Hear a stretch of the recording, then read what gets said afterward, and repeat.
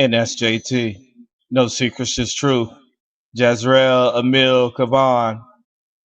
The book of the living is the book of everlasting life. The book of the living is the ethics and the morals and the laws of which we have to live and abide by. We cannot forget who we are, no matter how chaotic life gets. We must remain true to ourselves, remain true to those who we love. The only thing that we can change is how we react to the world around us, how we begin to shape and mold the future days of our life. The book of the living reminds us only the living can. Only those who draw breath from the vastness of God can breathe into a moment, inspiration, joy, happiness, love, and peace. We can no longer sit on the sidelines waiting to see if someone else is going to come to the rescue. But we ourselves must begin to identify when it is our time to arrive. Because I believe that it is a matter of being on time when God is reacting. When you request something from God, then you must be in a place to receive what you have requested. You can't ask for something that you're not ready to receive. Often I see a lot of my students and I see a lot of people negotiating with God. If you do this, then I'll do this. But you cannot negotiate with a power that is greater than you. When you have not gone to the mat and battled yourself first, you cannot go to the mat and battle the demons of your life. See, the book of the living is the book that God holds and the enemy cannot hold at all, cannot open, cannot read. A special language between God and man, a special covenant between God and man. God says, I will detail the life of you. I will have my angels watch over you. I will have my angels protect you. But in that very same breath, we have been given free will.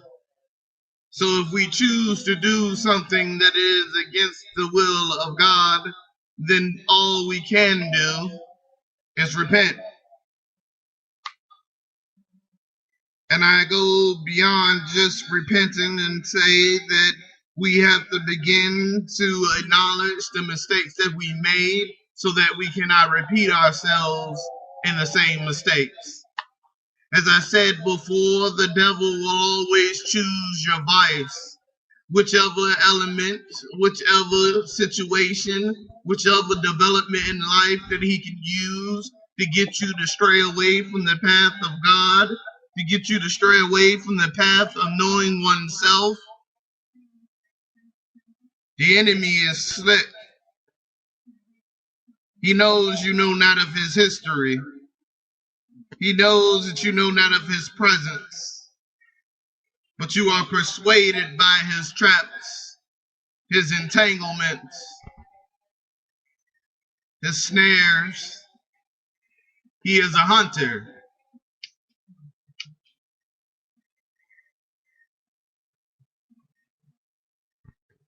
He feeds off the darkness of the heart.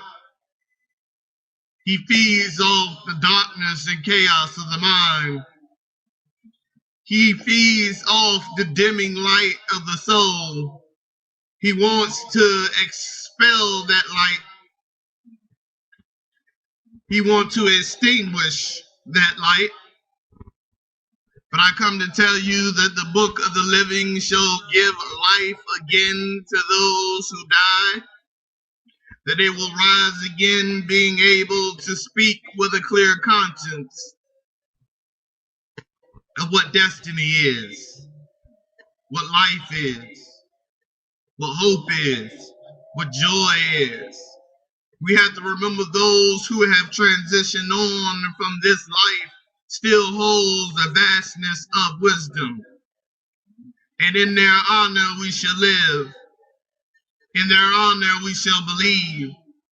In their honor we shall build. I say this because so many have lost the ones they love and spend time grieving instead of living. It is said that you cry when a child enters this world because they know not what is a just world.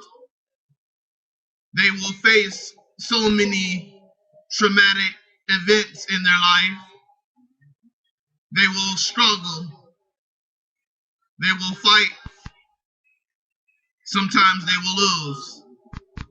But you rejoice when someone moves on from this place because they will struggle no more. They will have to fight no more. Not another minute is needed. They have fulfilled their purpose.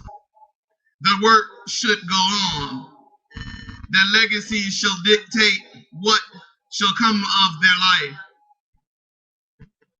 So while we sit and ponder upon the book of living, while we sit and ponder upon the enemy who tries to take our blessings, while we ponder upon the wishes of our heart and the prayers we have just made, we must refocus our attention on our legacy. Refocus our attention on what we decide to leave behind, who we decide to be, what we decide to do with the energy and the breath of God. For it is treason to work against God with his very own breath. Some of us do this, not all. Some of us steal blessings, not all.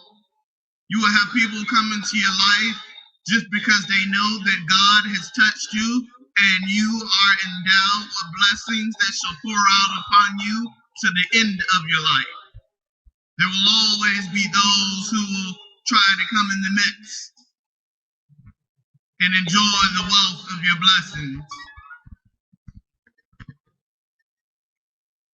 We must remain firm in the idea that we are great,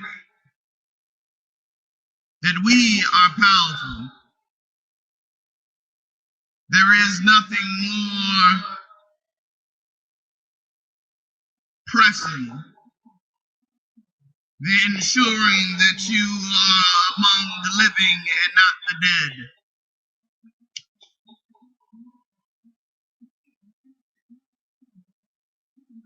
Someone once asked me, can the living be dead? And I said yes.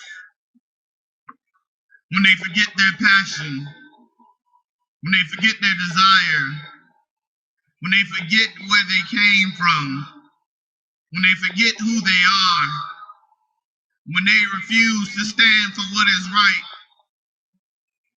when they refuse to be that righteous voice in the crowd, I say they are dead. When they are blind to what is happening every day on the street, in their neighborhood, in their houses, when they're deaf to the cries and pleas of those around them, then they are dead. When they are like drones living through life as if society has given them prescription to do as they will, then they are dead. When they believe that they have free will and not the will just to do right, then they are dead. For there are those of us who are born without free will. We have given up our free will to serve a greater master. We have given up our free will to serve a greater power. We have given up our free will to allow God to use us as instruments. We have given up our free will to be poets of life, to be the voices of the living, to be the lighthouse to those who are lost. When we become guides of the wilderness, speakers of the truth, and willing participants of life, we shall be written in the book of life.